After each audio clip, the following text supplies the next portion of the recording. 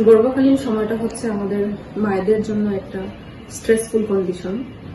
এই সময়ে শারীরিক সমস্যার পাশাপাশি মানসিক চাপেরও সৃষ্টি হয়, এবং এই মানসিক চাপ সৃষ্টি হওয়ার একটা অন্যতম কারণ হচ্ছে হরমোনের ইমব্যালেন্স, এবং সাথে তার যে শারীরিক যে সমস্যাগুলো হয়, আমাদের শারীরিক সমস্যাও কিন্তু আমাদের মানসিক অনেক প্রভাব ফেলতে পারে।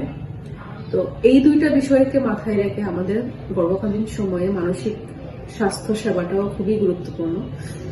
আমাদের দেশে আসলে ওইভাবে মায়েদের মানসিক স্বাস্থ্য নিয়ে চিন্তা করা হয় না, বা তার যে মানসিক সাপোর্ট ওই সময় দরকার সেটা হয়তো সব মায়েরা পান না। তো মানসিক সাপোর্টটা কেন দরকার? কারণ হচ্ছে এই সময়ে আমাদের প্রচুর মুড সুইং হয়, তারপরে হচ্ছে হরমোনের উঠানামার জন্য আমাদের ভালো লাগার চেয়ে খারাপ লাগার প্রবণতাটাই বেশি থাকে সবসময়। তারপরে হচ্ছে নিজের মধ্যে বিভিন্ন দুশ্চিন্তা কাজ করে, প্রেগনেন্সির কি হবে না হবে বা বাচ্চা ভালো থাকবে কিনা এই জিনিসগুলো নিয়ে। তো এই মানসিক অবসাদ বা মানসিক দুশ্চিন্তা থেকে মুক্ত রাখার জন্য আমাদের প্রতিটা গর্ভবতী মায়ের মানসিক সেবা নিশ্চিত করা জরুরি। আরেকটা বিষয় হচ্ছে, মা যদি মানসিক টেনশনে থাকেন বা স্ট্রেসে থাকেন, সেটার প্রভাব আমাদের গর্ভের বাচ্চার উপর পড়ে অনেকটাই। তো এই সময়ে আমরা কিভাবে যত্ন নিতে পারি সেটা হচ্ছে, প্রথমেই হচ্ছে গর্ভকালীন সময়ে প্রতিটা মায়েরই কিছু না কিছু শারীরিক সমস্যা দেখা দেয়। সেই শারীরিক সমস্যাগুলোকে আমাদের হচ্ছে আগে যত্ন নিতে হবে। আমরা যদি তার শারীরিক সিমটম গুলোকে অবহেলা না করে যে এটা তো নর্মাল, এগুলো হবেই, সবারই হয়, এই টেবুটা থেকে আমাদের বেরিয়ে আসতে হবে।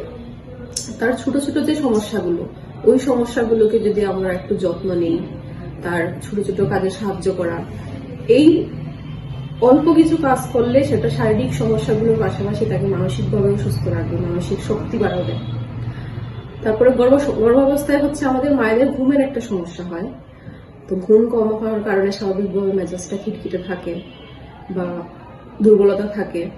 তো সেইগুলাকে মাকে একটু রেস্ট দেওয়া, বিশ্রামের সুযোগ করে দেওয়া, তার খাবার দাবারের একটু খেয়াল রাখা, এই ছোট ছোট কাজগুলো হচ্ছে শারীরিক এবং মানসিক দুটা দিকেই তার সুস্থতা বজায় রাখতে সাহায্য করবে। তাছাড়া হচ্ছে আমাদের আরেকটা বিষয় খেয়াল রাখতে হবে, কোনো পেশেন্টের যদি আগে থেকে কোনো সাইকোটিক বা মানসিক রোগের হিস্ট্রি থাকে, যেমন কেউ ডিপ্রেশনের রোগী হতে পারেন আগে থেকে, বা সিজোফ্রেনিয়া বা যে কোনো ধরনের সাইকোটিক রোগ যদি তার থাকে, সেই রোগগুলো কিন্তু আমাদের প্রেগনেন্সির সময়ে এগ্রিভেট করতে পারে বা বাড়তে পারে। কারণ প্রেগনেন্সি একটা স্ট্রেসফুল কন্ডিশন, যে কোনো রোগী হচ্ছে স্ট্রেসফুল কন্ডিশনে বেড়ে যায়। তো যদি কারো আগে থেকে এরকম হিস্ট্রি থেকে থাকে, তার জন্য আসলে আমাদের হচ্ছে একটু এক্সট্রা সতর্কতা নেওয়া দরকার।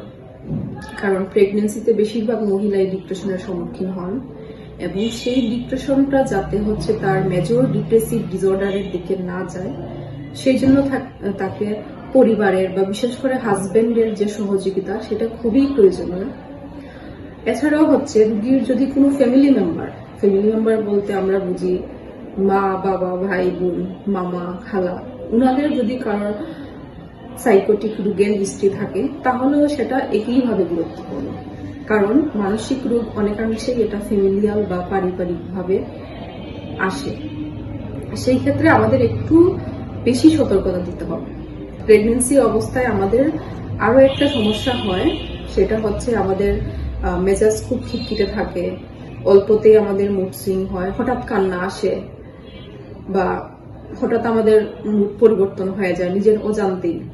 এগুলাকে আসলে আমরা আশেপাশে যারা আছি ফ্যামিলি মেম্বার, অনেকেই আসলে ওরকম পাত্তা দিতে চাই না, বা মনে হয় এগুলো তো স্বাভাবিক বিষয়। কিন্তু আসলে এই স্বাভাবিক বিষয়টাই যখন অনেক দিন পর্যন্ত কারো নোটিসে না আসে, সেটা হচ্ছে স্বাভাবিক বিষয়টাই এক সময় বড় হয়ে বড় আকার ধারণ করতে পারে। এটা যে কোনো সাইকোটিক রোগের কারণ হতে পারে। তো দেখা যাচ্ছে গর্ভকালীন সময়ে মায়ের মানসিক স্বাস্থ্যটা বাচ্চার স্বাস্থ্যের সাথে অনেকটা জড়িত। সেই জন্য বাচ্চা সুস্থ রাখতে হলেও আমার মাকে হচ্ছে মানসিকভাবে সুস্থ রাখতে হবে।